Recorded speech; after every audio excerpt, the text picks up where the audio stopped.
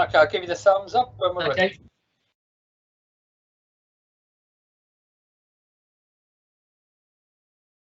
Okay, good evening, everybody. Thank you for joining us for tonight. We thought it'd be quite useful just to give a relatively quick briefing of what's going to happen this term with HE applications going forward, just to support your daughters. And I think as a parent, it's always good to actually know what's happening in school and to have a little bit more information on that. We know that contact with school has been a little bit more difficult this year, so we thought if we did something live and gave you the opportunity to ask any questions, that might be quite helpful. Can I have the next slide, please? So on the event tonight, there's obviously myself. Mrs. Sharp is also on the event as well. And I can also announce that Mrs. Sharp is actually going to take over Miss Rushholme next year as head of year 13. So she will be your daughter's head of year next year. And I've got Mr. White on here, who is one of our academic mentors. And he's on here for a couple of reasons. One, because he's an academic mentor. He's a good person if you ever have any worries or concerns about your daughter sort of academically or for need of a little bit of additional help. But also in a previous career, he also worked supporting students with apprenticeships, and he's going to talk about that as well, because I know there's a growing interest in that area of higher education. Next slide, please, John. Okay, so we'll just go through what we're going to do on Wednesday with the students. John's then going to talk about apprenticeships. I'll talk briefly about international university applications if you're interested in those. I'm going to take you for a little bit of a guided tour of the new UCAS website, because it's quite different to the previous one. So if you've had sons or daughters go through UCAS before, it's exactly the same process, but the website is quite different and there's a lot more functionality on there. I'll talk a little bit briefly about predicted grades and take some questions as well if you have any. Next slide, please. And the Q&A chat bar is open, so if you've got any questions, please just pop them into the Q&A section. We'll answer them in batches. I'll come along to those, and generally questions get asked that are quite similar, which is excellent because it gives us a feel of what people want to know, and we'll answer those in batches as we get a chance to do that. Okay, next slide, please. So this Wednesday we are going to start our higher education applications with the pupils.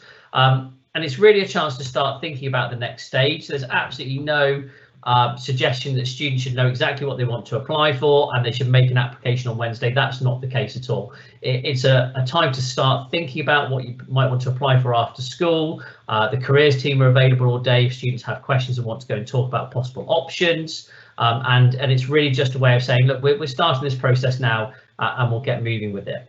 We'll also complete the UCAS online form. Now we do that not because every student is going to apply through UCAS, we know that, but it's done for a couple of reasons. One, it doesn't take very long, it takes about 20-25 minutes to do it.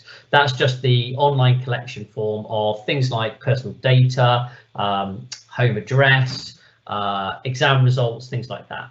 The other reason we do that is we can then use that information to transfer to other applications that students might want to make. So if a student says, actually, I want to apply for music for a conservatoire, we can move that application over and use that information.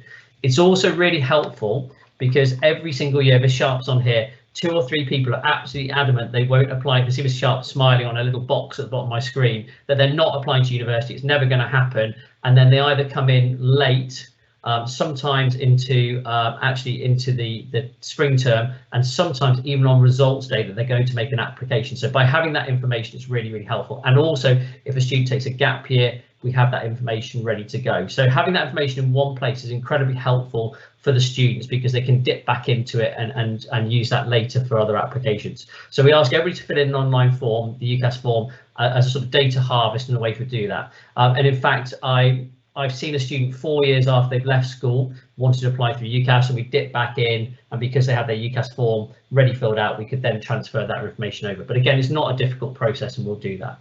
And then we'll start looking at personal statements as well. Now, personal statements are really important because whatever you apply to, you're likely to have to write some form of personal statement. We do that thinking about UCAS, and again, not because everybody's applying for UCAS, if you're applying for Art Foundation or whatever, then having that personal statement can then be tailored across. In the afternoon, there's opportunity for students who want to apply for art to have some art specific support as well, and that will be running for those people who want to go into sort of creative industries, and the art department will take the girls off to do that work.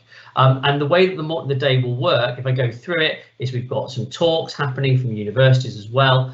throughout the day, UCAS forms, personal statements, lots of breaks, lots of time to chat to tutors and really get an understanding of how higher education applications work 6 months before we need to actually make that send off. So there's plenty of time just to think about applications that young people might want to make. And again, it's an opportunity for us to talk about it. Now, with the personal statement, we do ask that every student has a completed first draft of personal statement by the end of this term. And that's really, really important. And I think, can you put the next slide up, John?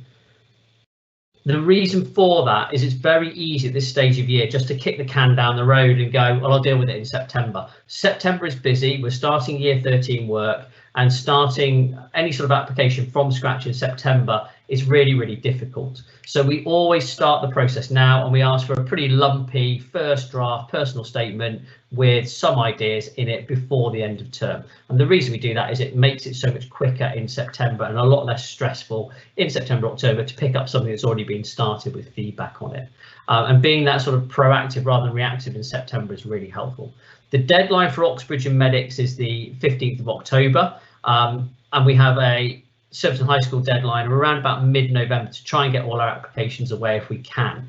And if you just put the next slide up, John, there's a very good reason for that, and we read it well this year, is that we know that universities see early applicants as better applicants. So students who leave this till later in the autumn term are actually going to find it more difficult to get into their college choice, their university choices. So we always do this early. But there's a more important reason for making applications, if it's UCAS or our foundation or whatever, early, is that it's just another thing to balance against mock exam preparation and everything else that happens in the autumn term. So it's really important that we don't leave this to carry on through the autumn term and to clog the autumn term up. UCAS is not difficult. Mrs. Sharp and I think we've done a UCAS application from start to finish, from complete scratch, in an hour and a half. So it's not a difficult process at all, and we've got weeks and weeks and weeks to get this done. But it's good to start early and start to think about it. And to be honest, the most important thing is when you start the process, it makes you start thinking about what you might want to do and gives a reason for that research. Kate, is there anything you want to add into that at all? Hello, everyone. Not really, but I wouldn't encourage doing a whole application in an hour and a half. We have done it, but I would prefer to take a bit longer to get it in good condition to send off. But no, it's getting started early is really, really important, and it really does take the pressure off the girls as soon as they start in September. Thank you. And it's also useful to think that we need to manage around about 120 applications as well. So a single student coming at the last minute saying, I want to do this now, it is in reality quite difficult. We've got a lot of staff, but we just can't deal with these things. We have to work on a process to get through, and we'll start that nice and early and take the pressure off the students. It's not a difficult process, and we'll help through as we go. The other thing is, make this really clear, and I make it clear every year, we do not prioritise medical or Oxbridge applications. Although the deadline for those are earlier, any student who's ready to send their application off, we will send it off early. And in fact, most years we've sent off a large number of non-Oxbridge and medical applications early. Those deadlines are early because they're set by UCAS. UCAS set a deadline of the 15th of October. It's not a deadline that we impose.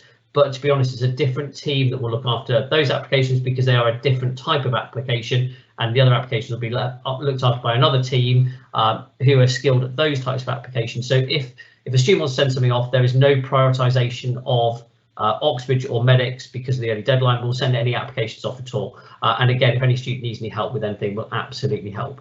Go to the next slide, please. So I'm just going to pass over to John, because John's going to talk a little bit about apprenticeship applications, because there has been a growing interest in that area, and having John's expertise is incredibly helpful for that guidance. Thanks, John. Okay, thank you, John. Good evening, everyone. Thanks for your time this evening. So as John mentioned, my name's John White, and I'm one of the academic mentors here at Surbiton High School, and I'm just going to talk to you for a few minutes about apprenticeships. Now, I realise that Surbiton High School is a very high-performing school, and many of our students go on to university at the end of year 13. But I just wanted to highlight that apprenticeships are an equally valid option, an alternative route into employment, and actually for some students, for some people, they may actually be a more suitable option as well, and I'll come on to that in a couple of minutes. As John mentioned, my background prior to joining Surbiton in November last year was that I worked in industry, and I'd worked for 24 years for a technology company. I worked for IBM.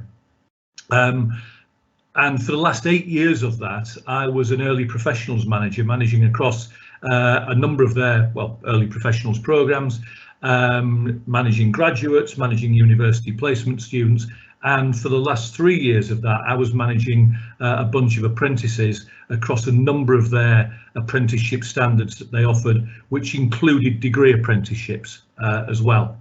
Now, I'll just be quite honest with you here. I always get frustrated when I see, or sometimes when I see apprenticeships promoted, because very often apprenticeships are promoted with a picture, like you'll see at the top left of the screen there, of somebody wearing a hard hat and a high-vis jacket.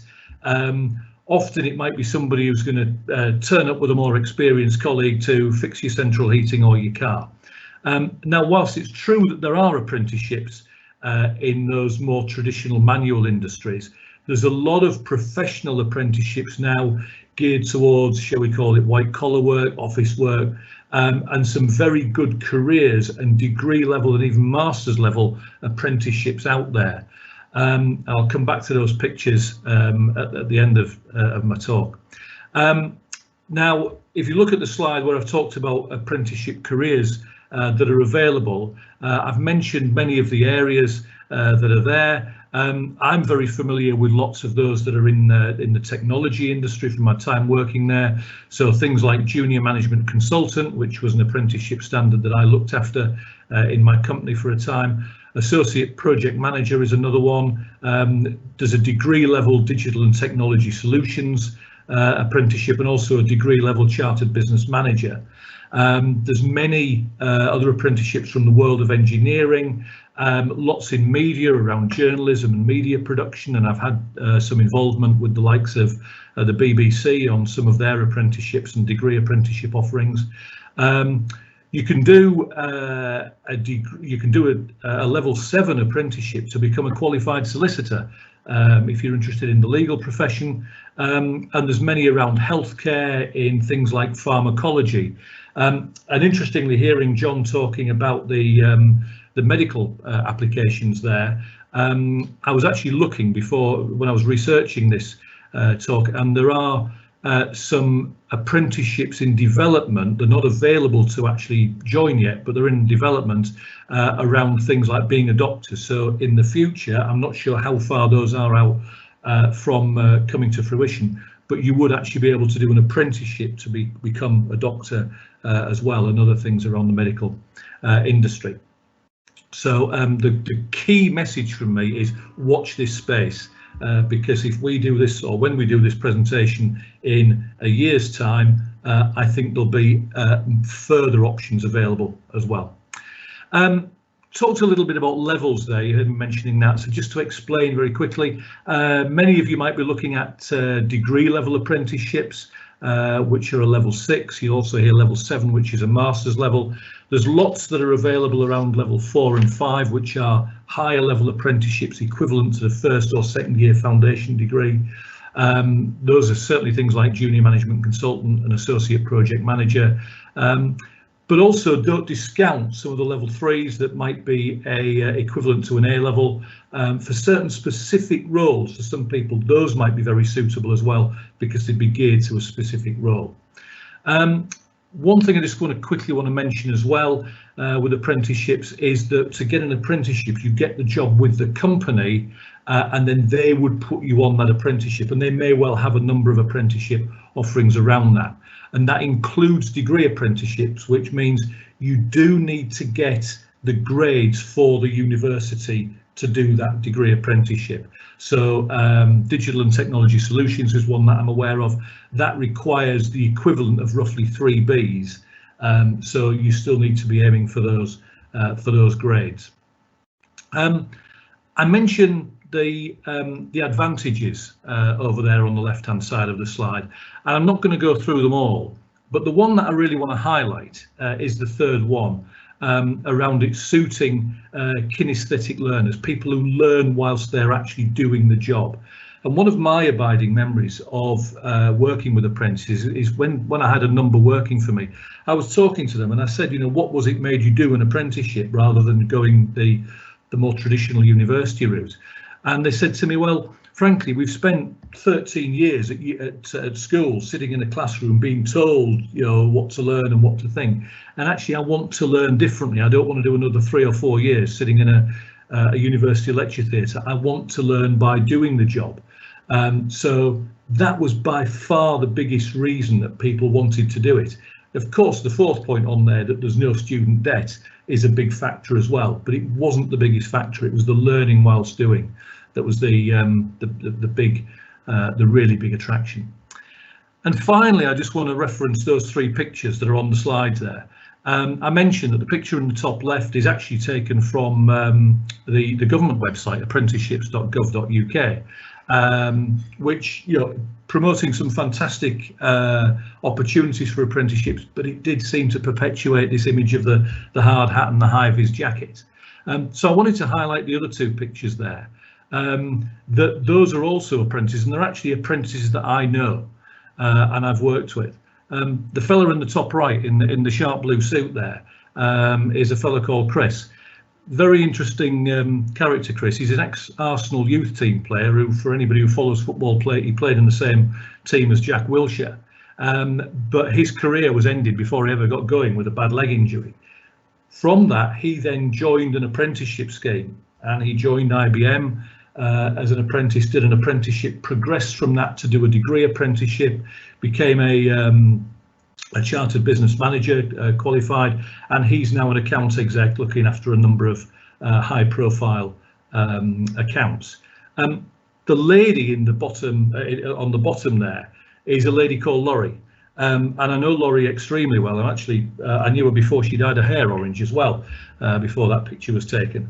And she's a really great story for apprenticeships. She was in my unit for about 3 years. I was her manager for about 3 years. She went to one of the top schools in the Cambridge area, came out with A stars and A's, and actually turned down a place at Cambridge University to do computing because she wanted to do an apprenticeship. She's now doing a degree apprenticeship in digital and technology solutions. She was also UK IT Apprentice of the Year back in 2019. I had the privilege of attending the awards ceremony with her. And actually, I contacted her last week via LinkedIn. That picture there is from her LinkedIn profile. And I just contacted her to say, Laurie, is it OK if I use your picture for this presentation that I want to do? By the way, I hope things are going well. How are you doing, etc., etc. And she wrote back to me at the back end of last week and said, yeah, hi, John, great to hear from you. Yeah, things are going really well. You can use the picture. And she said, oh, and just so you know, I'm delighted that I'm going to be working at Wimbledon for the next 4 or 5 weeks. So as we speak, she's up at Wimbledon because IBM runs all the technology for the Wimbledon Championships, and she's part of that team working there. So, how fascinating is that? That's a sort of quick run through about apprenticeships. My contact details are down there at the bottom. It's john.white@surbitonhigh.com, or if there's any questions in the chat, I'll be delighted to answer them. Or if you just want some more information, I'll be delighted to chat to you about those opportunities. That's all from me. So I'll hand back to John. Thank you. And again, if you've got any questions about apprenticeships, do contact John White. His details are on there. If you can't remember any of this, just contact Miss Adele. She'll be able to pass you to the right direction. So certainly any sort of our applications, this is not all about UCAS. There are lots and lots of different applications that we look after every year. And again, if you're thinking outside of UCAS, just ask, and we'll certainly help your daughters apply for whatever they want to apply for, including international universities. So if you've got any interest in applying internationally, please let me know. I think the advantage of sort of international applications and apprenticeships is that you can do a tandem application. You can apply to the UK for degrees, you can apply internationally for degrees, You can apply to the UK for degrees and for apprenticeships. You can do tandem applications, which is pretty common to do. So if you're not quite sure, certainly we can help move one type of application onto another. The advantage of filling out the UCAS form is we can make that move quite easily. Okay, next slide, please. So if you're interested in sessional stuff, just let me know, because it takes time to pull that information together and will help. Okay, I'm going to run through the new UCAS website just quickly for you. You won't see this side unless your daughters log in for you. UCAS have significantly changed their website. It looks very much to me like they've learned from the Unifrog website and have basically transferred lots of that functionality over to the UCAS website. So a lot of the things I know schools offer Unifrog actually is all available now through the UCAS website. It's one of the reasons we haven't signed up to Unifrog, because that functionality is now available through the new UCAS website. When the students log in, this is the first page they'll look at. We'll take them through this, and they click on the start button, and the next page will come up. John, can I show you that?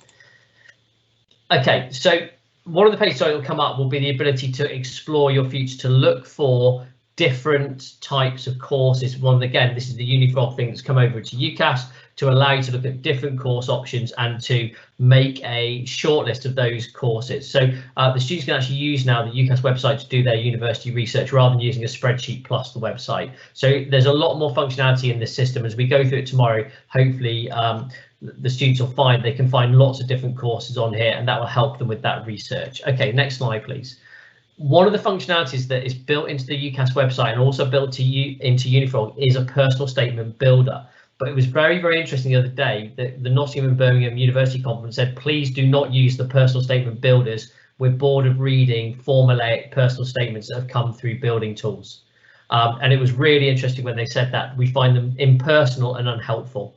So although there is a personal statement building form tool on UCAS, we won't be using that. We'll be using a different way to help with personal statements, because two major universities telling us it's just building in personal statements. So we will help with those separately, and we'll take the students through that tomorrow. Okay, next slide, please. So this is what the students will have to do. Now, there's a couple of things on here. First of all, you have to do your personal details. So you need to have your name, address. If you don't know your address, you really shouldn't be applying to university. It's pretty straightforward stuff. Residency details just means are you from the UK or an international student, and that's fine.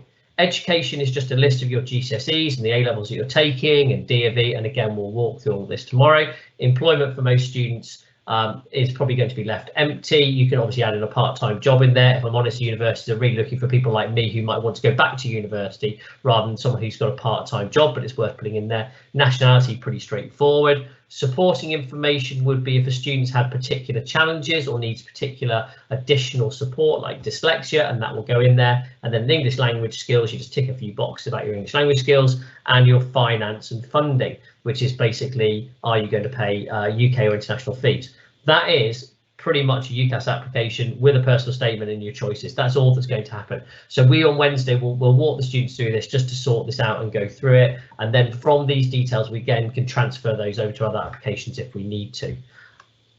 Next slide, please. Okay, I'm going to just mention the thorny issue of predicted grades.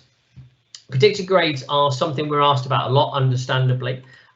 What we're trying to do is obviously help students access the course at university that are interesting to them. But what we mustn't do is leave them high and dry with offers that are above the level at which they're going to achieve. That doesn't help anybody at all. So when it comes to predicted grades, it's important that we predict accurately. Our predicted grades are tracked by universities, or some universities, and that data is available. And so people say, well, for my daughter, I don't care. I want my predicted grades to be higher. Well, I actually have a responsibility to everybody across the year group to be reasonably accurate on predicted grades for everybody's sake. But we obviously know this year has been particularly difficult and challenging. We really do understand that. We're talking to students all the time. And of course, that varies from one student to another. Some students loved working at home online and others absolutely hated it. And we understand that. So we can't say it's been bad for everybody, but it has been particularly bad for a number of students. And we understand that completely. And we also understand that progress has been affected by that to some extent. So when we look at predicted grades, what we are doing is looking through a very long lens and trying to estimate reasonably accurately to be honest with the universities, but also to be honest to the students about the likely grades they're going to get at the end of the year. Now, we do know this. What used to happen was that schools would boost predicted grades, and then there was a hope that the universities would take the students with lower grades. We don't think that's going to happen particularly next year, and there's no point playing games in UCAS next year at all. The students are going to need to meet the offers that they are made. It's as simple as that. That's the only way you can guarantee a place at university. So we need to make sure that the predicted grades secure offers that students will meet. And Kate, you're on the line still, but we have a lot of conversations around this, don't we, every year in terms of predicted grades.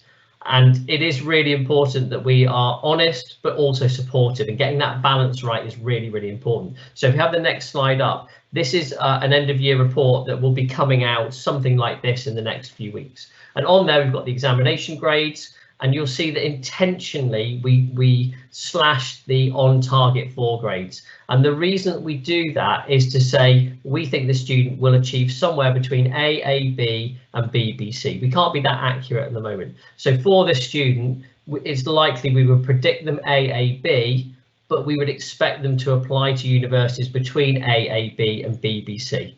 And that's how we would do that. So we would say we would go towards the top end of what we think you could get, because we think you could get there, but we'd expect you to have some range of universities in there, and that's important. And range is the most important thing. There's a very odd psychology about UCAS of I want to get 5 top-end offers, but it helps nobody. This student sitting on 5 A, B universities, if things don't go quite so well in year 13, they are high and dry on results day and into clearing and hoping to pick up places. So it's really important that students don't go, I need to get 5 top end offers, because it doesn't work like that. It's best to actually have a range of applications, and also not to apply to universities that you're not interested in at BBC, to actually really research those universities and have them. So when this report comes out, and you'll have on target 4 grades from previously during the year, when students go and look at universities, it's really important that they're honest about where they're likely to land. It's also really important that it's a big investment to travel off to a university, and it's very, very upsetting for a young person to be taken off to, say, I don't know, Birmingham University, which might offer, say, ABB, when they're on target 4 grades of CCC, and sort of hope that they will get there. You have to have a real honesty conversation around predicted grades and the universities which a young person is looking at. If I'm honest, there's probably 2 or 3 people each year who push UCAS very, very hard, and we can see their well-being decline from it, and we're not willing to let that happen. We'll always support, and we'll support with predicted grades, but we also have to have an honesty conversation about that as well, and that's why we have those slash grades of a top end and a sort of more insurance set of grades. So the university that students should be looking at should be within that range on target 4 grades, because they are where we think a young person will be at the end of year 13. But obviously we'll talk, because we can be a little bit tactical and help a little bit. John, to put the next slide up, because we can get hold of some of the historic entry data. I'm sometimes told, well, certainly, you should predict higher because this university has taken students with lower grades. And when I look at the historic data, they haven't.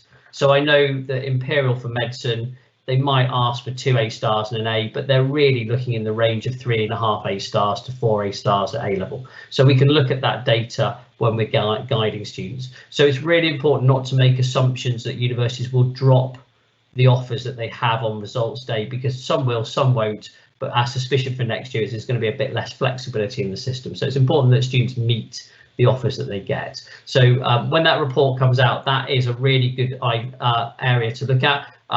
A good indicator. And on year 12 parents evening, the classroom teachers will tell you what the predicted grades are. They'll discuss those with you. But when you start to zero in on universities, use the previous reports to help. There might be an uptick in the summer exams, and again we'll look at those. We're not going to predict off just the summer exams. We're going to triangulate that with all the work through the year, plus I think very, very importantly what the teachers give us feedback, because I've certainly marked biology papers where someone's done really, really, really well on half the paper and badly on the other half of the paper because they just haven't had time to fully revise. And then in that case I would go, well, that person has shown they can meet that level, and we'll look at higher predicted grades and the grade they've got in the exam. So there's no hard and fast rule on this. We will be looking at it, but the on target 4 grade should be a good starting point, but we'll certainly look a bit deeper. We've got all sorts of assessments that have been done during the year and other things, and we'll look at all of that. We're not going to predict just off the summer exams, and we said that to year 12s because we didn't want them panicking about the year 12 exams, because it's horrible, I think, after this year to think whatever happens in the end of year 12 exams, that's what I'm going to get. We'll be looking at all the data we have and conversations with teachers and yourselves to look at those predicted grades, to try and be as supportive as possible. We also know that the girls are really settling. I mean, they've been brilliant. They've settled so well back into school. They've been incredible, having had so long out of school, having missed year 11 exams and having just done year 12 exams. Their first ever real set of exams was really impressive, and they should be incredibly proud of what they've achieved. And we're going to put all that into the pot to make sure we've got supportive predicted grades. But you'll always hear me say you can stretch UCAS a bit, but don't stretch it so far it snaps. And it will snap at some stage if you push it too much. So we've got to be a bit honest on these things with predicted grades, and consider the well-being of the young people that are in all of our care as well. That, you know, just going after somewhere that's A star AA, if your daughter is an ABB and that's where she'd like to be, is not going to do her any favours. It's really not going to help their well-being, because next year will become incredibly stressful. So we've just got to be honest around predicted grades. We'll certainly help with those conversations once year 12 parents evenings happen. Then if you need any a chat with anybody, myself or Mrs. Sharp, very much available to you for those conversations. Can we have the next slide? Okay, last couple of things. I think the most important thing really is that we don't put our heads in the sand. We are going to have to do some higher education applications. I know the girls are running out of stamina a little bit, but it's important we just push a little bit to the end of the year, because the autumn term will be really, really busy. Can I just make a little bit of a plea that we do get smoke grenades thrown around a little bit by some of the young people in our care. When they haven't done something, they will say, well, I haven't had any support from anybody, it's someone else's fault. If they say that, please just drop us a quick email and just say, oh, what's happening at the moment with UCAS, and just do that nice and early. Don't leave it too late.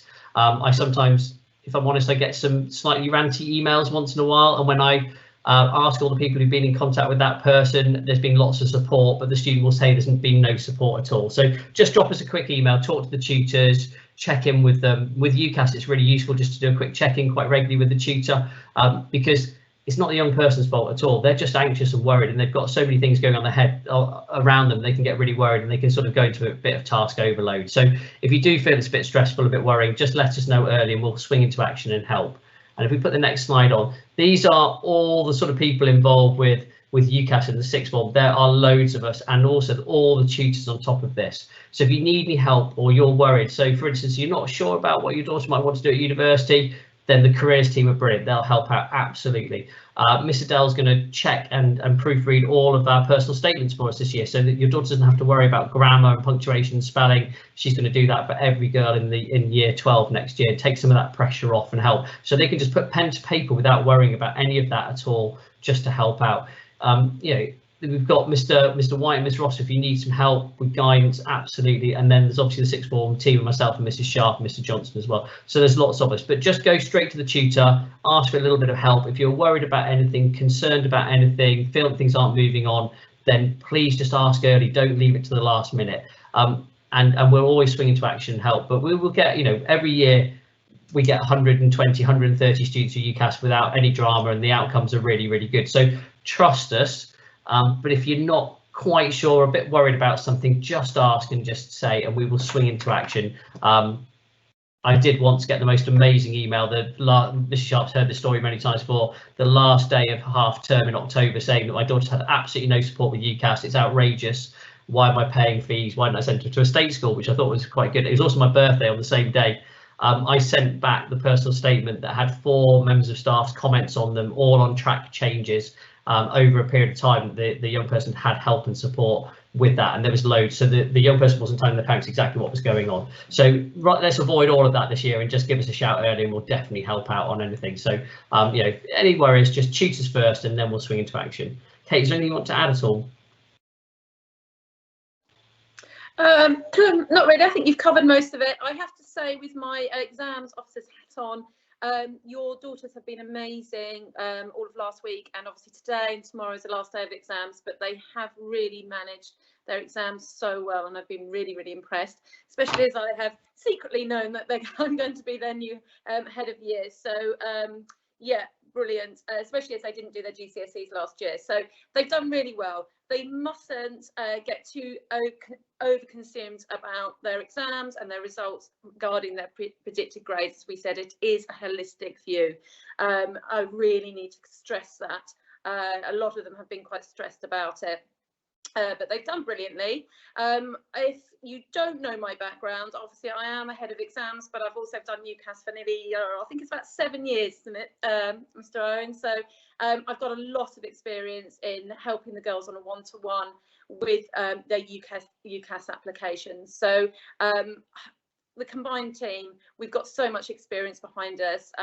They will find someone to help them and support them. I think that's about it. Do we have any questions? Not at the moment, and I think that's the important thing, is if they come and find us, it's really easy. It's quite hard for us to chase around all the time. That's really, really difficult. So just if you feel there's a bit of a disconnect or a gap, just drop one of us, form tutor, a little email, and we'll just check in with you. Do it September, do it nice and early, don't leave everything till late, and we'll help out absolutely. But if we get first draft personal statements done this term, and the UCAS form filled in, which really should be done on Wednesday by the end of the day, pretty much. We are in a really good place. I don't want the girls thinking about exams, subjects, UCAS or anything over the summer. I want them to have a really, really good break. And I don't want them to feel they're coming back to lots of stuff. So we'll just get on top of it a little bit and give them a break. So, okay, you're going to say something else? Yeah, sorry. I also wanted to say that we do appreciate it's your journey as well, so we're here to support you as parents. Certainly if your daughter is the eldest and it's the first time you've gone through this whole process, it is an exciting year for all of you, but we are here to support you as well. My advice would be over the holidays, obviously, to start looking at these courses, and if you can go to open days, please sign up for them. I think that's really important to get that feel, if you can go and visit the university. If you can't get to go to a university, maybe just do a day trip up to Coventry or to Warwick, or just get a feel for the city. I think that's important. And I think, I know our girls, our current year 13s, missed out on that, and it just made it a little bit harder for them making their choices, because they are now, some of them have decided to go to universities and they haven't actually seen them in real life. So if you get the chance, please do, before we get locked down again, and try and attend these open days. And I think the university's got very, very good at their virtual tours this year. They've learned from last year, and they've become really good at offering student experience, a good chat with students, and that's really, really good. I think some of the unis are offering outside open days this year, and I think they're going to become, they're a really good way to see the unis as well and go and have a look round. We've got the Friday of Activity Week, which is clear for the girls to go and travel. It's sometimes nice, as Ms. Sharp said, just go and see the city, have a look round. I've got a question about personal statements about what would happen if my daughter's applying for different courses at different universities, and that's an excellent question. And again, that sort of question just comes straight to us. Don't bother googling it, just come and we'll help with that. So it's quite simple in that it depends how diverse they are. If you're applying for pharmacy and pharmacology, they will require different personal statements. For others, you can often do something that covers both bases, depending on how diverse they are. Then what we would do is ask students to contact the university, and the students are quite phobic of using the phone generally. They'll text and they'll tweet, but they won't phone people up. So we'll support them with that, because it's an important life skill, working skill, as John probably knows, that actually picking the phone up is a really helpful skill, as is being on Teams. And what we'll do is contact with them, potentially the university, and say, will you take a supplementary personal statement, which means that we can send something separately on email to that university to override the personal statement. I've done this many, many times. Kate, you've been involved with this a lot as well, where you can just send a supplementary personal statement to the university. Many of them will accept it. And they will just pin that onto the application file and read that personal statement instead. It's not an issue, because it does happen regularly, where courses might be quite different and students might have different interests and they're not quite sure at the moment what they want to apply for. So that's quite easy. Please be very, very wary of the people who sagely tell you that universities don't read personal statements. I have conversations with admissions tutors all the time, and it varies from university to university. It varies from course to course, and it varies on the time. So on results day, if they're not sure about 2 students, they'll dip back into the personal statement and have a look at it, even though they may not read it in the initial assessment process. So people will sagely say, I've heard from this university, they don't read the personal statement. I can tell you absolutely they don't. Comments like that.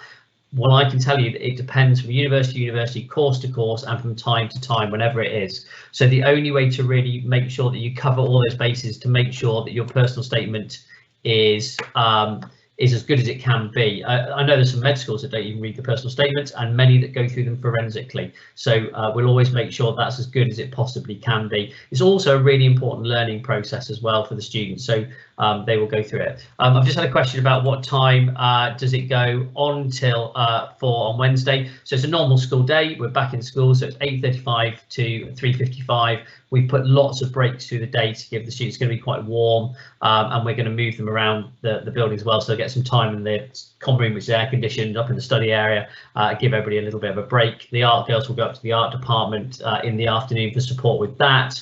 We've got lots of staff, so Mr. Sanders is around helping anybody who wants to apply for law. He'll be out and about meeting with students, and the careers department are available as well. But it's a normal school day, 8:25 till 3:55. If there's any more questions, if you just want to fire them in now, I'll just cover them and then we'll call it a day. I'm just looking now intently. I don't think there are any more, but if you've got any questions, just the best first port of call, because there's only one of me. Whenever I do these presentations, I get loads of emails the next day, and there's only one of me, and I'm involved with quite a lot of stuff at the moment with Year 13s who are going quite soon. Tutors, go to your tutors. They will probably be able to answer you much more quickly than I can. Anything they can't answer, they'll pass on to me, and they'll filter that through. So just go straight to your daughter's tutor. Any questions on UCAS, because they will be looking after the UCAS process, and you'll notice that we've got lots of very experienced tutors in the sixth form, and there is a reason for that. And each, I should have just said, each UCAS application will be checked by a tutor, checked by a subject specialist, checked by the sixth form team, and going on. A really common question. My daughter doesn't know what she wants to do. That's absolutely fine. I just did an assembly on career saying I had no idea what I wanted to do, and that's absolutely fine. And so you don't really need to know what you want to do on Wednesday, because the UCAS application form, if you want to do that's just filled in, that's straightforward. In terms of personal statement, the thinking about what you might write in a personal statement is part of the process of helping you to decide what you might want to do. The careers department is open, and they will be taking appointments on Wednesday and all the way through. And again, that will be a conversation. If someone has absolutely no idea what they want to do, that's not a problem. I think that's quite healthy. I think it's quite worrying when someone says, I'm definitely going to do this, and it's not a well-considered decision. So not knowing at all is brilliant. It's not a problem. And that gives us something to work with. What I would suggest, if your daughter has no idea what she wants to do, which is probably quite a large number of the year group, is book some time with the careers department, have a chat. That won't answer that question probably, but it will start the process of thinking about what you might want to do and working through. We've got 6 months. We don't have to send a UCAS form until October, November next year, when you actually have to put your choices in. So it's not a problem. What do you do with the personal statement? We just talk about what you enjoy doing and the skills to get that done, and then we tailor that to a specific subject later. Again, if it's an apprenticeship that your daughter wants to apply for, because when you don't know what they want to do in terms of university apprenticeship or whatever, that's absolutely fine, because we can tailor that personal statement later to an apprenticeship application or an army application or whatever you want to do. But just thinking through that process is actually a really useful part of careers guidance, and thinking about what you enjoy doing, because putting pen to paper going, actually I really enjoy working with people, I know that from my business course, or actually I really enjoy working mathematically for my maths course or whatever, is part of that process. There's no expectation that an application is completed on Wednesday in any way, shape or form. It's really the start of a thinking process, and that will give us plenty of time to do that. So not knowing is not a problem. Okay, deferred entry, does this disadvantage students? Okay, I haven't got my Mystic John slide. I normally have like Mystic Meg with my face superimposed on it at this stage. So UCAS is going to be a little bit different this year, I suspect. The universities are going to open the doors a little bit more to more students this year. That's the reality of it, because they're going to have more students meeting their offers this year because of the way that grades are being given out. If I'm honest, I do suspect some students will get potentially higher grades than they expected and will apply next year. And that's happened this year a little bit. But the universities will make sure they've got capacity to take those students in. So don't let that worry you at all. Universities like to work in 1 year cycles, ideally. They don't like thinking 2 years ahead, because there's so much possible change that can happen, particularly at the moment. So with a deferred entry, it's done as if it's the same entry. It doesn't disadvantage or advantage you. It's done with the same grades, and that's it. So it's not a problem at all. It's quite hard if you do a deferred entry to then pull your entry back to this year. So I have to work this out now. So normally we're talking about applying for 2022 entry But if you defer to 2023 entry and decide you want to move it back to 2022 entry, that's really difficult because the university's already assigned a bedroom and everything else. If someone's not absolutely sure they want to defer, and don't get me wrong, I think gap years are brilliant, and I'll say that now. And if your daughter's thinking about gap year, take one. Too few students at Surbiton take gap years. They don't see the value of it. They worry about not going to university with their friends. It's the best thing I ever did. Some schools, 40% of students will take gap years, earn some money, get some life skills. It's an amazing thing to do. But if you're not absolutely sure, I would apply for 2022 and then ask the university to defer to 2023. That's easier than applying to 2023 and then changing your mind. So there's two things there. Either if you're absolutely sure, just apply for 2023. If you're not sure, apply for 2022 and then ask to move it back. And that's what I would do. Kate, have you got anything to add to that? You were nodding your head a little bit. Yeah, no, I totally agree. I'm actually quite pro gap years. I actually took a gap year back in the day myself, and my children did as well. But both mine originally applied for that coming September until they knew for sure that they definitely were going to take a gap year.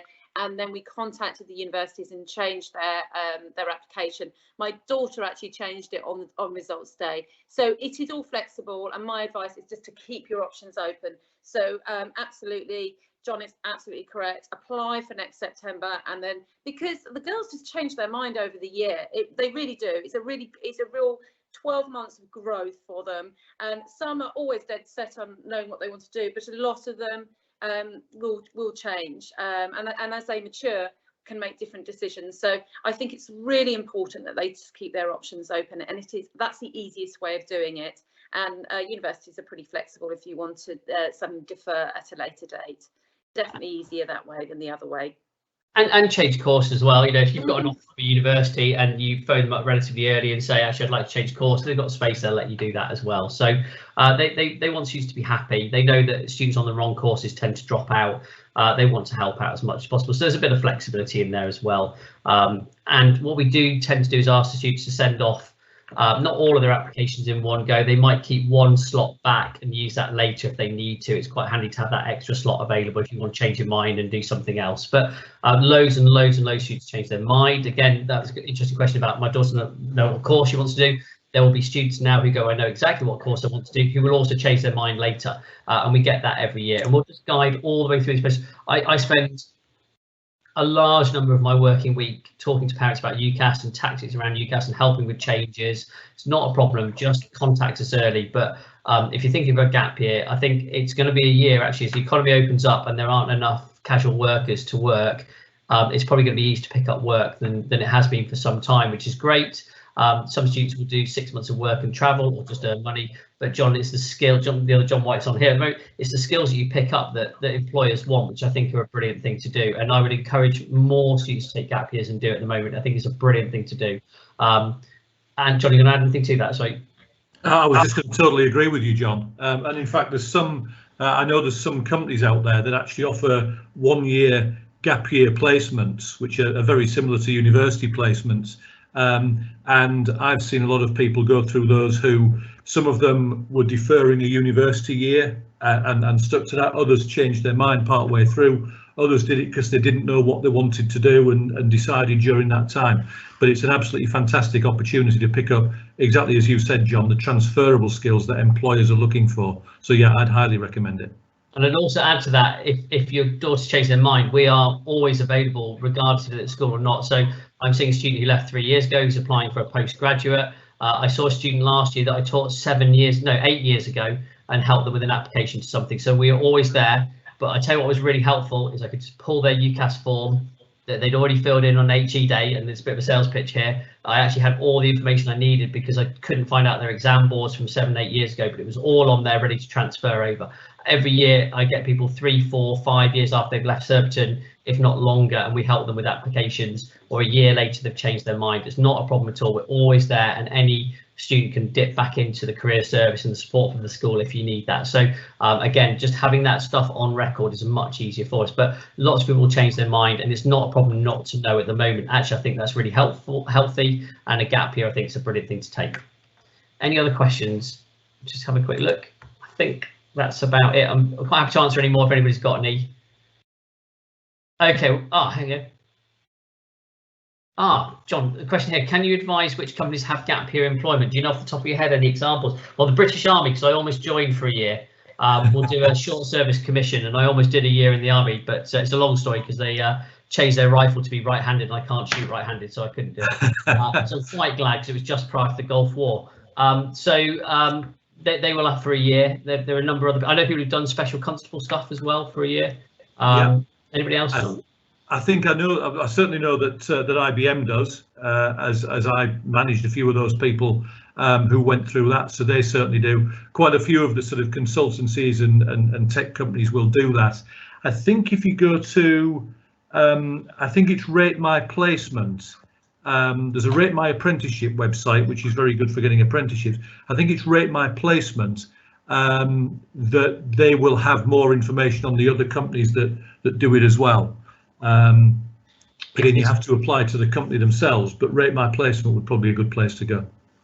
Careers is a great place to go as well, because it's an excellent question, and it's the sort of thing we don't have that information on our fingertips, because there are 30,000 different degrees and probably loads of different gap opportunities, and it's not something we know every answer to. But the careers department are brilliant. If you have that question asked, have you got a list, and they will help you to generate that and help show you in the right direction. So again, tap into the career support for that.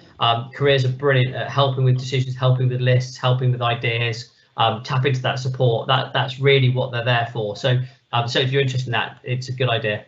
And if the person who asked the question wants to contact me, I will happily look into it further as well. Because that's how we learn as well, by those questions and us looking into things. So we really like those, so do find them. Okay, any further questions, or we'll call it a day, and I'll go and watch the recording of Boris's announcements.